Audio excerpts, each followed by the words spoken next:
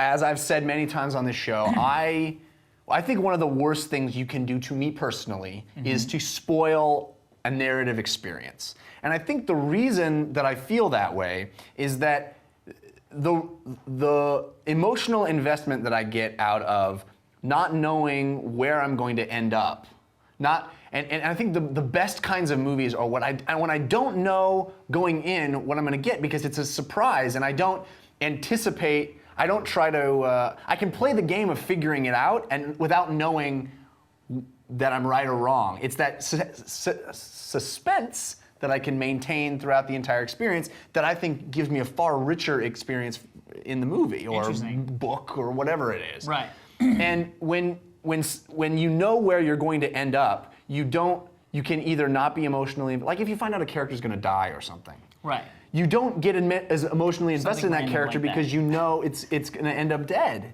You know? Well, there's something though to be said. Let's take the movie The Prestige, for instance, where when you watch the first time and surprises happen, there's a pleasure that you get from that surprise washing over you. Or The Sixth Sense is a better example. From that surprise washing over you that you will never have ever again in your life. You get it once. You get it once. Or The Usual Suspects, for that matter. Right. Or The Usual Suspects. Or Peter Pan. Or Citizen Kane. But for that matter, when you watch a movie the second time, it's a whole new set of pleasures. Where you where you know where it's going, and you're seeing how they made that happen, how they planted that seed. And both are enjoyable experiences, but one you can only have once.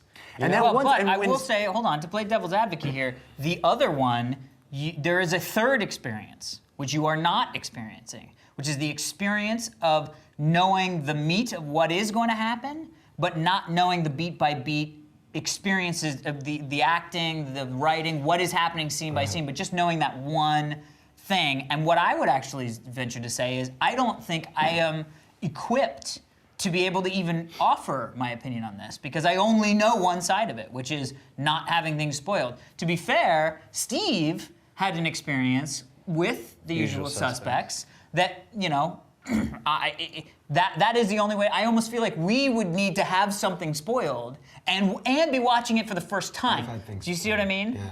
See with the fingers? I do. But yeah, no, I think why in general most people don't like spoilers is because I think it's innately human to want newness, to want something new out of everything. You like the comforts of old, but you also want new.